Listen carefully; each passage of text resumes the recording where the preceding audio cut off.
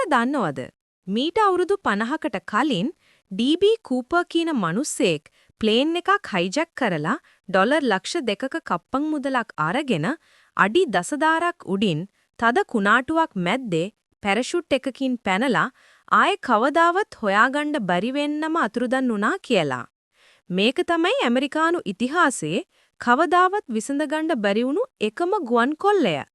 1971 අවුරුද්දේ මේ ඩෑන් කූපර් කියන මිනිස්සයා සාමාන්‍ය මගියෙක් වගේ ප්ලේන් එකකට නැගලා ගුවන් සේවිකාවකට පොඩි නෝට් එකක් දෙනවා. ඒකේ තිබුණේ මා ළඟ බෝම්බයක් තියෙනවා මගේ ළඟට ඇවිත් වාඩි වෙන්න කියලා. එයා ඉල්ලුවේ ඩොලර් ලක්ෂ 2කුයි. ඒ කාලේ හැටියට අද කෝටි ගාණක්. පැරෂුට් 4කුයි.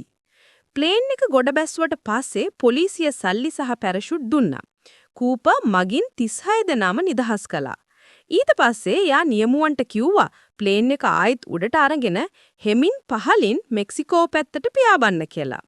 රෑ බෝ වෙලා තද වැස්සක් සහ කුණාටුවක් තියෙන වෙලාවක වොෂින්ටන් ප්‍රාන්තයේ කැලෑවකට උඩින් පියාඹද්දී ඩී.බී. කූපර් ප්ලේන් එකේ පිටිපස්සේ දොර අරගෙන සල්ලි බෑග් එකත් එක්ක කළුවර අහසට පැන්නා.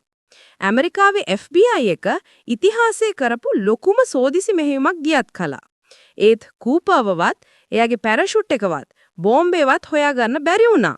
අවුරුදු 9කට පස්සේ ළමයෙක්ට ගංගියුරක් ළඟ තිබිලා ඒ කප්පන් මුදලින් ඩොලර් 5800ක විතර දි รา පත් වෙච්ච නෝට්ටු මිටියක් හම්බ වුණා. ඒ ඇරෙන්න ඩී.බී. කූපර්ට මොකද වුනේ? එයා කවුද? එයා බිමට පැනලා දිවි ගලවා ගත්තද? නැත්නම් ඒ කැලෑවේම මැරුණද කියලා අදටත් කවුරුත් දන්නේ නැහැ.